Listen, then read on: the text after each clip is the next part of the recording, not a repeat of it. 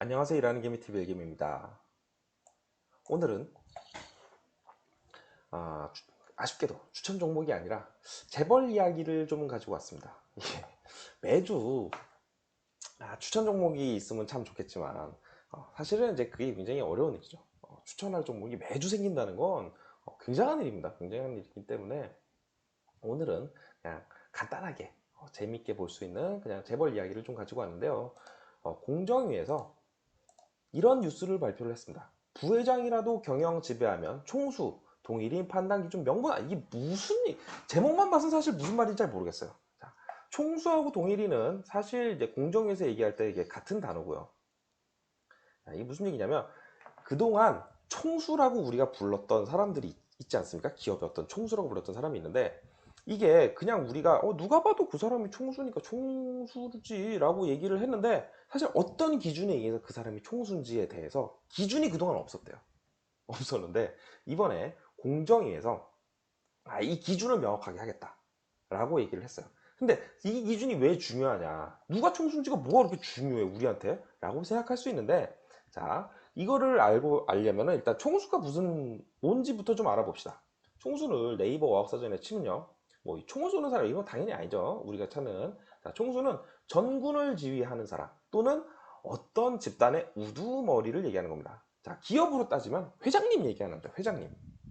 자, 그러면 이 회장님, 뭐 그냥 회장님을 총수로 하면 되는 거 아니야? 라고 얘기할 수 있겠지만 이 총수가 누구냐가 왜 중요하냐면 자, 예를 들어서 제가 정말 행복한 상상인데 A라는 음료 회사를 만들었다고 할게요. 그리고 여기서 만든 음료수가 굉장히 잘 팔려요. 막 코카콜라처럼 엄청 막 히트를 쳤습니다. 히트를 치면 우리나라에서 대체로 이제 기업인들이 하는 일이 뭐가 있냐면은 자, 아들 명의로 또는 딸 명의로 이제 자기의 자식 명의죠. 자식 명의로 B라는 병 만드는 회사를 만들어요. 또는 캔 만드는 회사를 만들어요. 그리고 이제 앞으로 우리 A 음료 회사의 이 히트친 음료는 다 이 회사의 병 또는 캔에 담아서 팔 거야 라고 정하죠. 그러면서 이제 B 회사에 발주를 합니다. 그렇게 되면 이 B 회사는 정말 그냥 땅은 찍고 헤엄치면서 매출이 상승이 일어나죠. 돈 벌기가 너무너무 쉬워요. 그냥 너무 잘 팔리는데 이 회사에 그냥 병만 납품하면 또는 캔만 납품하면 그냥 매출이 일어납니다. 돈을 법니다. 그래서 그렇게 번 돈으로 뭘 해요? A 음료 회사에 지분을 인수를 하죠. 그렇게 해서 자연스럽게 승계 작업이 이루어집니다. 예, 자연스럽게 이 나중에 제가 죽거나 또는 이제 은퇴할 때가 되면 자연스럽게 저희 아들이 또는 딸이 최대 주주가 되면서 이 A 음료 회사를 장악하게 되죠. 그래서 우리는 이거를 뭐라 그러냐면 일감 몰아주기라고 합니다. 굉장히 뭐랄까 공정위에서 싫어하는 또는 국민 정서상 굉장히 싫어하는 일이죠. 그래서 공정에서 이걸 못하게 하려고 누가 총수냐를 정해준다는 거예요. 왜냐? 자, 누가 총수냐가 이제 왜 중요하냐면 예를 들어서 저의 사돈의 8촌은 물론 뭐 거의 남이죠. 사실 요즘 세상에 사돈의 8촌은 남이긴 한데 그래도 굳이 따지고 들어가서 저 먼 관계에 있는 저 사돈의 8촌까지 나의 친인척이라고 굳이 우겨서 얘기할 수 있습니다. 얘기할 수 있는데 이 사돈의 8촌을 나의 형제와 자식에까지 친인척이라고 말할 수 있냐라고 하면 절대 말할 수 없죠. 자, 그렇게 된다면 나는 이 사돈의 8촌에게 뭔가 이 사돈의 8촌을 운영하는 회사에 뭔가 대량 발주를 하게 되면 공정위에서 야, 너 이거 일감 몰아주기 아니야? 라고 태클을 걸 수 있지만 나의 형제 자식이 총수가 됐을 때는 이 사돈의 8촌에 나의 사돈의 8촌에게 무언가 대량 발주를 했을 때 아무 말도 할 수 없는 거죠. 그렇기 때문에 누구를 총수로 정할 것이냐 이게 굉장히 사실은 별거 아닌 것처럼 보이지만 중요한 일입니다. 예, 그래서 그런데 문제는 여태까지 이 기준이 없어요. 이것도 웃긴데 여태까지 이 기준이 없었대요. 왜냐하면 이 기준이 사실 있을 필요가 없었어요. 지금까지 누가 봐도 이 사람이 총수야 였습니다. 왜냐? 삼성의 창업주인 고 이병철 회장님 누가 봐도 삼성그룹의 총수죠. 총수. 이걸 누가 태클을 걸겠어요? 현대그룹의 창업주인 고 정주영 회장님 누가 봐도 총수입니다. 이거를 아무도 태클을 걸 수 없었어요. 이거를 뭐 그럼 총수지 뭐. 그런데 문제는 이분들께서 또는 돌아가시거나 또는 그 밑에 계신 2세대 분들께서 은퇴하시거나 하면서 3세대 경영까지 내려오면서 자, 누가 총수냐? 사실은 막 지분 갖고 싸움도 일어나죠. 그렇기 때문에 누가 총수야라고 공정위에서 정해졌을 때, 이 사람이 총수야라고 정해졌을 때, 이 사람이 반대를 할 수도 있고, 이 사람 주위 사람이 아니에요 라고 태클을 걸 수 있어요. 실제로 태클을 거는 사례들이 나타나기 시작했죠. 그래서 공정위에서 야 그러면 이제 야 명확한 기준을 우리가 세워서 이 기준에 의해서 우리가 이 사람이 총수야라고 얘기를 할 거야. 태클 걸지 마라고 이번에 정했다라는 거죠. 이게 이제 와서 정해졌다는 것도 참 웃긴데, 자 그럼 그 기준을 살펴보도록 하겠습니다.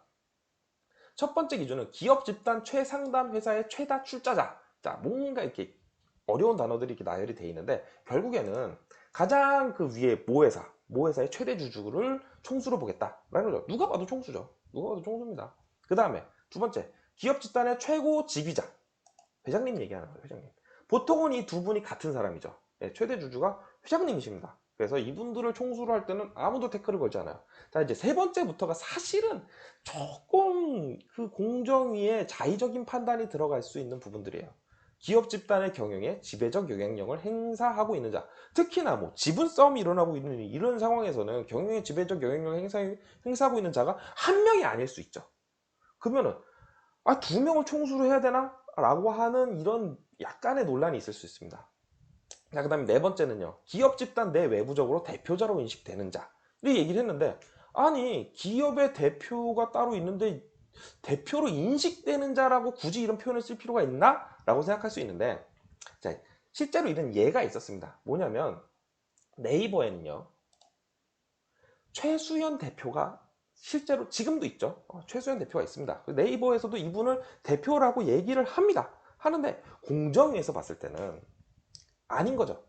최수연 대표가 대표라고 돼 있는데 최수연 대표 뒤에 이해진 창업자가 영향력을 행사하고 있다라고 공정위에서는 판단을 했나 봐요.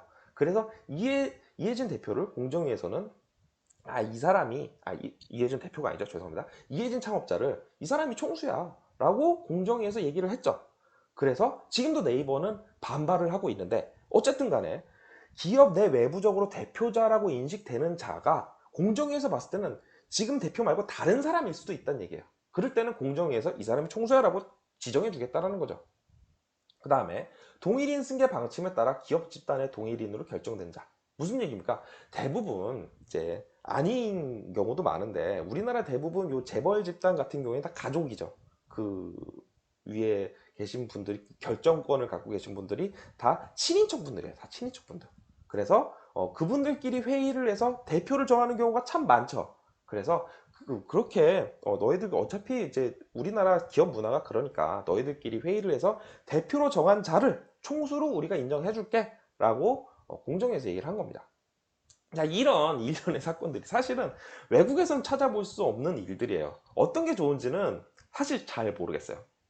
물론 외국처럼 전문 경영인이 있고 주주들이 주주 총회를 통해서 뭐 전문 경영인을 뽑는 이러한 뭐 것도 장점이 있고 단점이 있고요. 저희처럼 오너 경영이 일반화되어 있는 이것도 장점이 있고 단점이 있다고 합니다. 뭐 오너 경영을 하면 뭐 좀 더 책임감이 있고 좀 더 장기적인 비전을 갖고 뭐 회사를 이끌어갈 수 있다는 이런 장점이 있다라고 말씀하시는 저 경제 쪽 전문가 분들이 계시고요. 그다음에 아니고 전문 경영인들이 해야지 저기 뭐야 그 창업했다고 오너라고 해서 언제까지 가지고 있을 거냐, 마치 내 회사인 것처럼 이미 IPO 해서 하면 수많은 주주들이 있는데 그럼에도 불구하고 마치 자기 회사인 것처럼 그렇게 경영을 하는 게 좋지는 않다라고 말씀하시는 경제 전문가 분들도 계시죠. 뭐가 좋은지는 사실 잘 모르겠습니다. 왜냐하면은 삼성같이 오너 경영을 하는데도 불구하고 세계적인 회사가 된 경우도 분명히 있죠. 우리나라에서 이름을 떨치고 있는, 세계 이름을 떨치고 있는 수많은 기업들이 사실 오너 경영을 하고 있단 말이에요.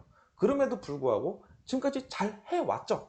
예, 해왔기 때문에 사실 뭐가 좋은지 저는 잘 모르겠지만 우리나라에서만 볼 수 있었던 사실 좀 재밌는 사건이라고 생각했기 때문에 오늘 좀 가지고 와봤습니다.